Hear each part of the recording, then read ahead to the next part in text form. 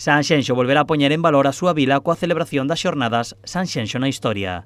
O evento cultural organizado pola Asociación Aelos permite analizar a través da escritura e de diferentes coloquios o patrimonio cultural, a natureza e o pasado da vila. Pois poñendo en valor, gracias a eles, o noso patrimonio cultural, arquitectónico, a nosa historia. E se non fora por eles seríamos un pouco máis desconocidos, non? Sanxenxo na Historia presentará este ano 2 libros. Un deles é Camiño de Lenda, escrito por Rafael Fontoira, trata sobre as diferentes historias e lendas do Camiño de Santiago.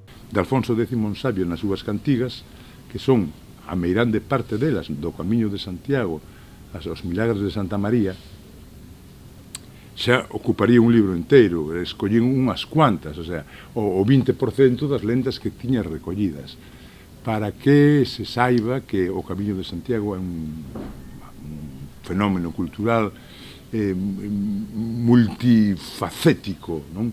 Hai de todo. Outro dos libros é Mulleres de Palabra, escrito por Marcelino Agís, trata sobre 4 grandes escritoras galegas adiantadas ao seu tempo e cun perfil feminista. Elas son Rosalía de Castro, Concepción Arenal, Sofía Casanova e Emilia Pardo Bazán, esta última moi ligada a Sanxenxo. No libro se destaca a vinculación que tivo Emilia Pardo Bazán con Sanxenxo, un lugar onde pasou varios brans da súa infancia e da súa mocidade, e que aparece na súa autobiografía e en distintas obras, tamén novelas, La Sirena Negra, etc. Aparece de fondo a paisaxe, as xentes e a cultura de Sanxenxo. Ademais, nas xornadas entregarase o premio de honra a Victoriano Andrés Otero, polas súas escrituras, pero tamén pola súa labor solidaria. Se reconoce sempre a labor que fai cultural a través de contando constantemente a historia do noso patrimonio, da nosa cultura.